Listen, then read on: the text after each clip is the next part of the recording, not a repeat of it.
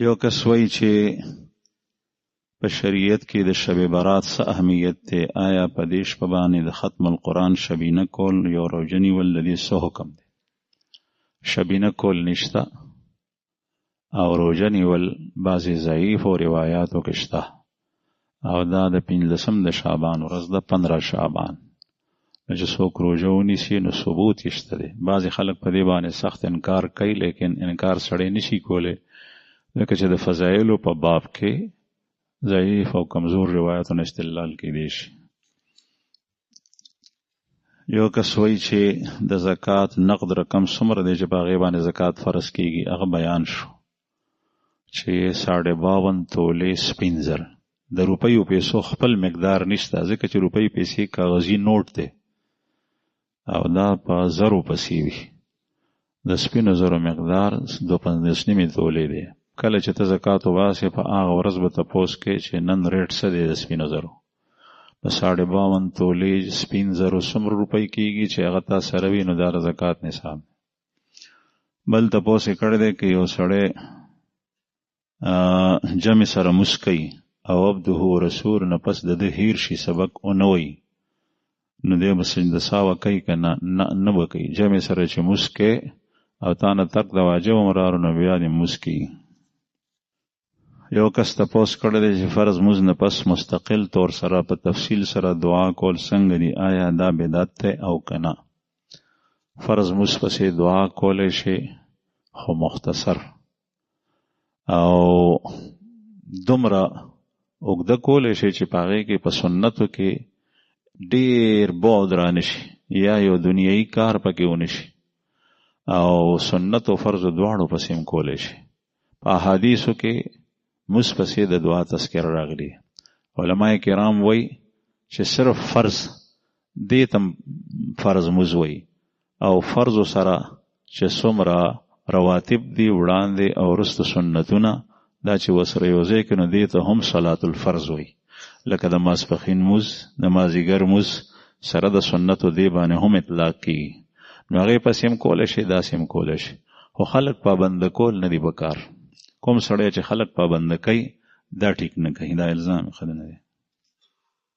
و یو کس د شوګر بیمار دی، هغه ګرځېدی هم نشي په صحیح طریقه، او چې کله مونځ دپاره اودس وکړي نو د فرض نه پس بیا فوراً د اودس ماتې راځي، بیا سنت کوي، نو 2 رکعاتو نه پس بیا اودس ماتې ورته ورشي. که چېرې دی داسې کوي چې یو ځل اودس وکړي او بیا تیمم کوي، نو آیا داسې ټیک ده او که نه؟ داسې کس چې د هغه اودس مسلسل ماتېږي، که هغه د متیازو د راتلو په شکل کې وي او که هغه د بادو د تلو په شکل کې وي، یا بدن کې یو دانه ده د هغې نه د وینو زو د بهېدو په شکل کې وي، چې دته پکې د مونځ کولو د فرض موقع هم نه ملاویږي، نو دا معذوره دی. او که موقع ورته ملاویږي نو دا معذوره نه دی. چې کله ورته موقع نه ملاویږي، داسې سړی بیا وخت چې داخل شي اودس وکړي نو په هغې اودس باندې د فرض، سنت او نفل په هغه وخت کې ټول کولی شي. او که دته موقع ملاویږي د فرضو، نو بیا دته اودس کول پکار دی هر مونځ دپاره. یو کس تپوس کړی دی چې آیا دا خبره ټیک ده چې په کور کې نوکونه غورځی نو دې سره نیستي راځي، او چې نوکونه سړی کټ کړي نو هغې سره څه کول پکار دی؟ مسنون طریقه څه ده؟ نوکونو غورځولو سره نیستي راځي دا خبره خطا ده. البته نوکونه چې پرې کړي یا ویښتان چې پرې کړي نو د دې طریقه دا نه ده چې په کور کې وغورځې وینولې، بلکې دا په کپړه کې بند کا. مسنون طریقه دا ده، او ځمکه کې یو ډوغل وکنه او په هغې کې دا خښ کا. ابن ماجه کې روایت دی، په هغې کې هم دغه ذکر. یو کس وایي چې امام دی ټول مونځونه بغیر د پټکي نه کوي او پټکی تړل سنت دي، نو سنت پرېښول ګناه ده او که نه ده؟ بعضې سنت پرېښول ګناه ده چې سنت ترک کي سړی، او بعضې سنت ترکول ګناه نه ده. لکه ګیره هم سنت ده، خو د دې پرې کول ګناه ده، او د موټي نه کمول یې ګناه ده، ځکه چې د دې حکم واجبي دی. او پټکی په سرول دا هم سنت دی، لیکن د دې پرېښول ګناه نه ده.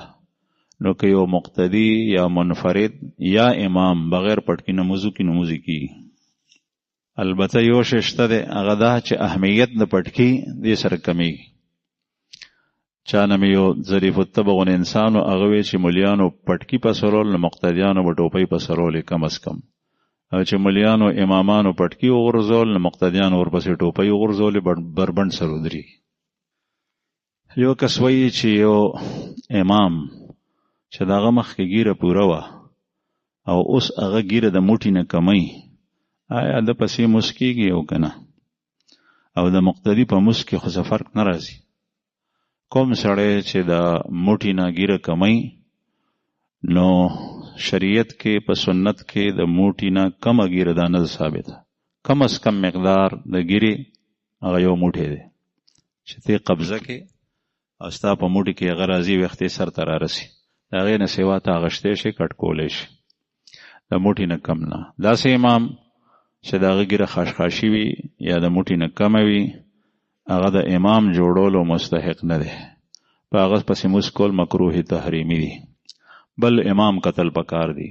لیکن که چېرې یو ځای کې یو جماعت په سفر باندې روان دی یا په آبادۍ کې دی، ضرورت شو یو څو کسان دي او په هغې کې څوک مونځ ته نشي مخکې کېدی او دا ټول د چا ګیرې کمې دي یا بالکل صفا کړي دي، په داسې سړي پسې ودرېدل پکار دي او جمع بیا کول پکار دي. یو کس تپوس کړی دی چې د رمضان مبارک په میاشت کې د روژې په حالت کې خپلې بیبي سره بوس و کنار نږدې کېدل دا څنګه دي؟ کورواله او صحبت کول لویه ګناه ده کبیره، او د هغې په کولو سره په روژه کې کفاره لازمیږي او کفاره 2 میاشتې په مخه روژې نیول دي دواړو ته چې په هغې کې ناغه رانشي، که ناغه راله بیا به یې د سره کوي، سخته سزا ده. باقي نږدې کېدل، لمس، تقبیل، ښکلول دې سره روژه نه ماتېږي، لیکن دې نه ممانعت راغلی دی ځکه چې دا څیزونه سړی شوده بیا هغه ځای ته بوځي او ویرسوي چې دی بیا په ګناه کې مبتلا شي او روژه یې ماته شي. یو کس تپوس کړی دی چې یو بزرگ شخصیت یا بل یو سړی که هغه سره د سړي ضروري کار وي هغه په تلاوت کې مشغول وي نو څه کول پکار دي؟ چې په مونځ باندې ولاړ وي نو بیا د هغه انتظار کول پکار دی چې مونځ ختم کړي نو بیا ورته ووایي، او که په مونځ نه ولاړ نو بیا هغه ته سلام کول پکار دی، تلاوت کوي یا ذکر کوي چې سلام وکړي، هغه تا ته وګوري جواب درکړي نو بیا ورته خپل کار بیان کړه. بل تپوس یې کړی دی چې د اذان دوران کې په جماعت کې یا د بهر نه چې سړی راشي نو د سلام کولو څه حکم دی؟ نو سلام کولی شي، جواب هم ورکولی شي، لیکن نن سبا د اذان په دوران کې عموماً زمونږ ټوله نزله او ټول زور په تلاوت باندې او په عبادت باندې اوزي د دنیا په خبرونه. یعنی عموماً داسې کېږي چې یو سړی تلاوت کوي او اذان شروع شو نو د تلاوت بند کړي، لیکن که خبرې کوي 2 کسه نو یې خبرې نه بندوي، که کار کوي زمیندار په پټي کې لګیا دی، دکاندار په دکان کې لګیا دی نو کار نه ودري، حالانکه د دنیا دا کارونه ودرول پکار دي او تلاوت کې یو سړی د مخکې نه شروع کړی دی هغه ودرول ضروري نه دي.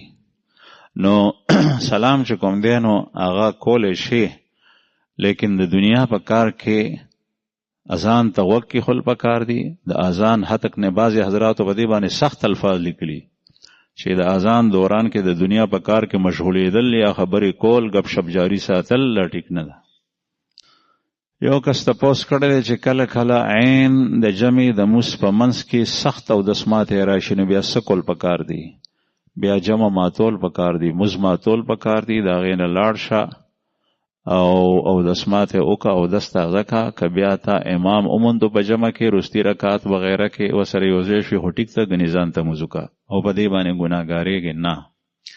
او چې څه وخت یې د صف نه وځې نو مسنون طریقه دا ده چې د پوزه باندې به لاس کېدی لکه چې خلکو ته دا تأثر ورکې چې زما پوزه ماته شوې ده، او بیا لاړ شه اودس وکړه.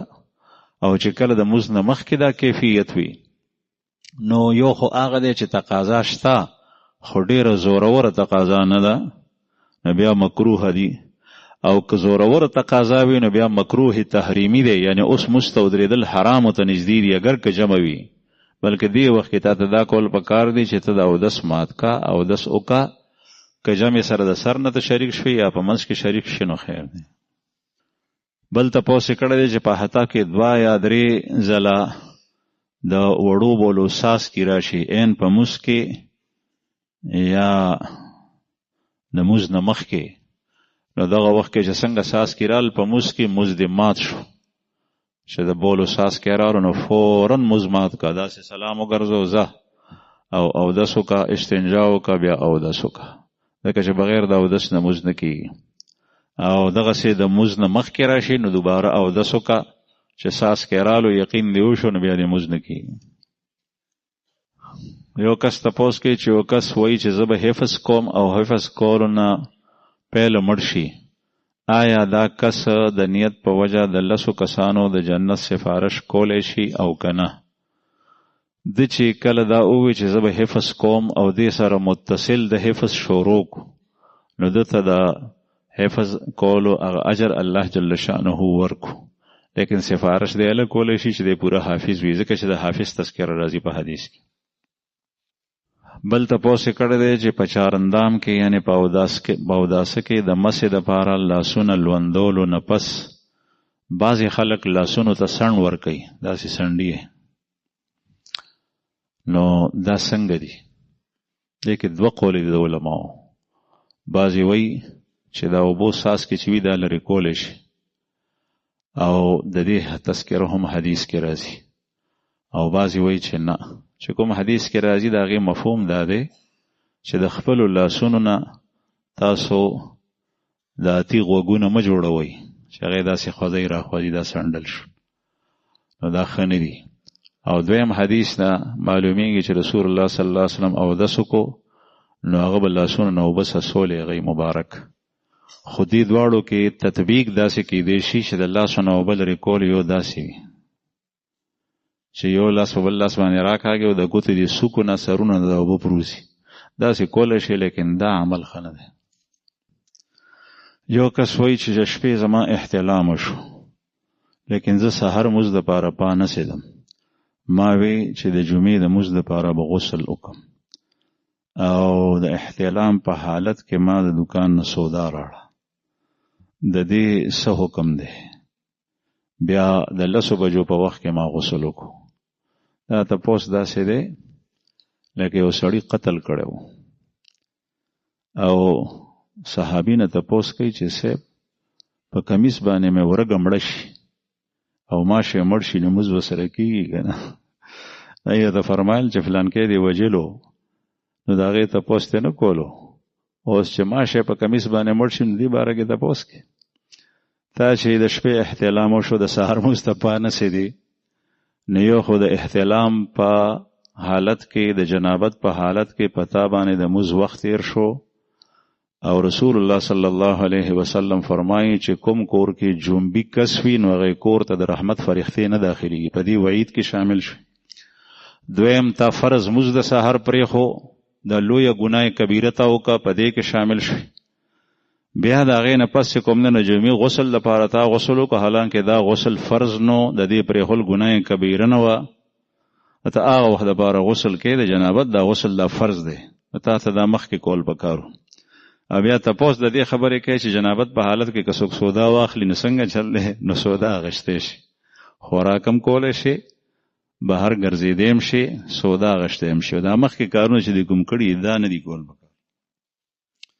بل تپوس یې کړی دی چې زه جماعت ته لاړم، جمع کې شریک شوم، ما نه یو رکعت د جمع سره تلی دی، نور مونځ مې د امام سره کابو کو. اوس چې زه د ړومبی رکعت کوم نو په دې کې به قرات ویم او کنه، او قرات به وی ځکه چې ستا ړومبی رکعت تا نه تلی دی.